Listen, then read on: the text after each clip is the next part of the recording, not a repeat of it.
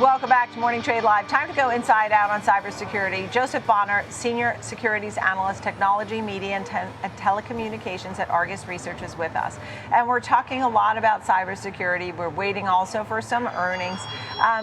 Tell me what, maybe we'll start with some of the challenges, some of the headwinds facing cybersecurity right now. What would those be?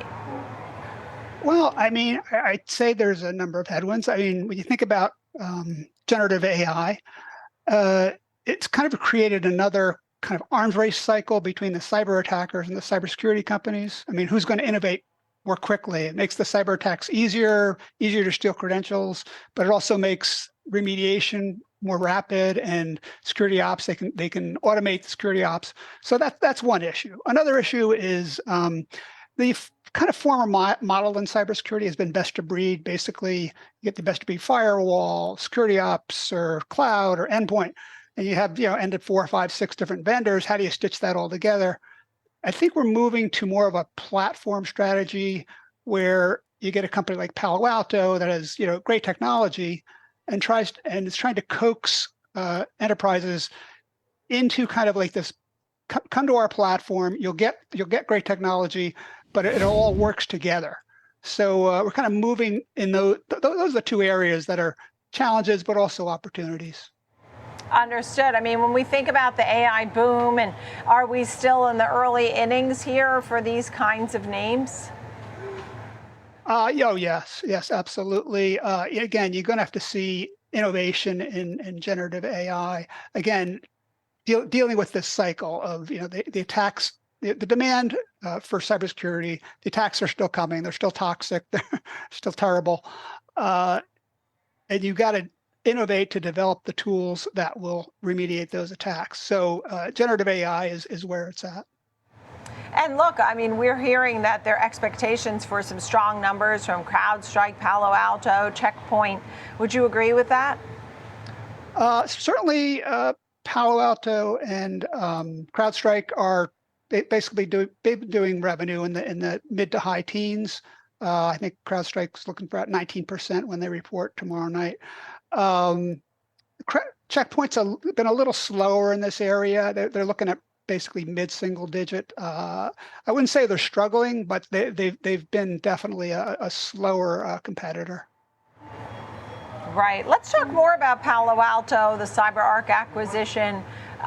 Which, in your mind, was that a good move for Palo Alto? Are they a leader in your mind? Well, the fact is they weren't a leader in identity security, which is why they made the acquisition. What's why they're making the acquisition to CyberArk. So you think about identity; it's become a lot more important recently. It's always been an important area. Employees be able to access the system and not getting their credentials stolen and that kind of security. When you think about AI and Agentic AI, a company just doesn't have 10 or 20 or 30,000 employees. They could have hundreds of thousands of agents running around their system. There's got to be a way to lock that down and secure that. It's another attack vector that has to be secured. That's a big area of growth, and I think that's a reason why Palo Alto needed to fill that kind of hole in their platform. Look, and as you use cloud services for storing data, that's why cybersecurity becomes more and more important to protect that data, right? Exactly. Cloud is one more vector of attack, and it's one more way it's one more thing that has to be secure. Absolutely. So with these names, what are your ratings? I saw you had a hold on Checkpoints, I believe. What are the ratings that you have on these names? Which ones may be buys or strong buys? Sure. Palo Alto, definitely a strong buy. Also, CrowdStrike is a buy. I see. When you think about the big picture in technology, are you still feeling that there's an appetite for technology in this subsector? A huge subsector of tech would be cybersecurity. Is that demand still there? Sure. When you think about the macro and the demand, the last couple of years. Okay, think about cybersecurity. It's a subsector of enterprise technology, which is a subsector of technology. And you think about the last couple of years, there's been a lot of macro uncertainty, And while it's still high priority, you've seen some deal slippage and a lot of deal scrutiny. I think we're coming probably that's kind of getting a little better. I think there's a little more confidence on the part of enterprises that okay, we'll be okay for we can actually go to market and make a reasonably big commitment in cybersecurity. Again, the demand in terms of toxicity of attacks has not let up at all, and it's still a high priority. So I think the macro is getting a little bit better. And look, I mean, just the final quick thought when we think about China and Russian-backed groups, and we still can see these articles that talk about cybercrime surge fueling demand for cybersecurity, ETFs, and so on and so forth. Companies still have to spend on cybersecurity, even if they have some fatigue in doing so. They still have to participate, right? Because you have these obviously big hackers. That remains a high priority, yes. And again, the hackers aren't going away, and they're not getting any less toxic. Joseph Bonner, thank you so much from Argus Research. Good to speak with you. Thank you. It's time for some trades. Tom White, host of Fast Market, is with us, and we have an example trade. You did hear him say he had a strong buy on this name, and you're looking at Palo Alto for us, Tom. What are your thoughts on an example trade here? Well, the stock's up only modestly, not even 2% so far this year. So it's underperformed not only its sector, but the overall market. Still off about 12% from those all-time highs that we saw last month. So I looked at a strategy that gives me a little bit of duration. You can take a directional bias, but maybe offsetting some of the costs in case it doesn't reignite and continue to move to the upside. But I went out to the September monthly cycle, so about 24 days to expiration. Got 3.5 weeks in this position where I'm just going to, implied volatility levels are relatively low into this one, right? Post earnings, post the CyberArk deal where the stock's pulled back pretty significantly.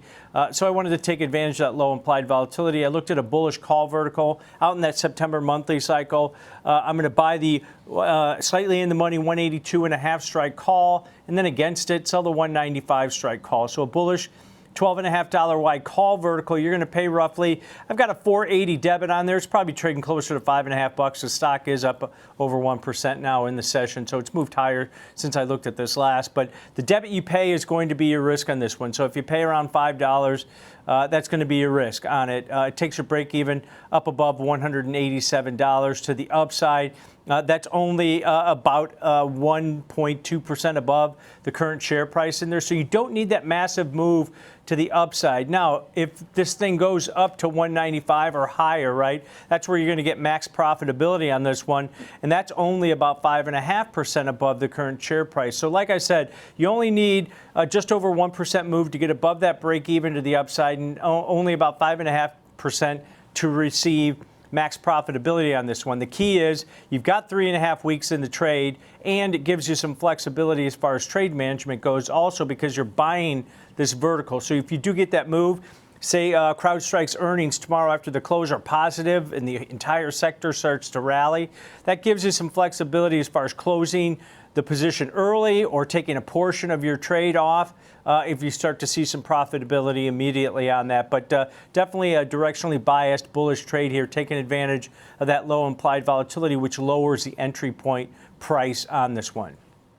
And as you noted, over 1 year, or year to date, not necessarily the greatest performer, up about 2%. So interesting trade there. So thank you. Seeing some potential. How about a name like CrowdStrike? We've also been hearing positive things about this. How would you go about an example trade today, Tom? Yeah, positive things going into earnings tomorrow after the close. Everybody's focused on NVIDIA, but CrowdStrike also reports. If you look at this one, stock's up about 23% so far this year. It is about 18% off of those July all-time highs of about $518. So maybe the bar's a little bit low here. You see that on the far right of this chart, that we've seen a pretty significant pullback from those all-time highs going into this report. Now, the option market pricing in about a plus or minus 8% move, nearly $33 either way in this one. It's a high-priced stock. It typically tends to move pretty emphatically post-earnings, so you got to keep that in mind. So I went a little bit more cautious here. Still a bullish sentiment trade, but now I'm playing probabilities on this one instead of implied volatility levels. Implied volatility elevated going into this report. That's going to help a neutral to bullish strategy like this, a short put vertical. And I just went out to the August 29th weekly options that expire this Friday, right? You got 3 days till expiration. You're going to capture that earnings event tomorrow. Looked at selling the 400 strike put and then against it because we want to stay risk-defying going into an earnings event by the 390 strike put. So a short $10 wide neutral to bullish put vertical. You're going to collect roughly about a 280 credit on this one, maybe a little bit less. The stock has moved higher. But if you collect that $2.80 credit on this $10 wide put vertical, that's what you can make, $280 per spread. But it takes your break even down to $397.20 over the next 3 days. That's about 5.5% below the current share price. And I mentioned you're playing probabilities on this one, right? Where if the stock goes higher or the stock stays where it is post earnings or it goes lower, you can be wrong and the stock can go lower, but remains above that 397.20 level. You're going to be profitable on this one. You got a probability of that short 400 strike being out of the money of about 67%. So there's that higher probability of success on this one. Profit in 3 out of 4 scenarios on the short put vertical here. All right, Tom White, good luck at these names in the world of hack and cybersecurity. Thank you very much. Great example trades for everybody to take a look at there.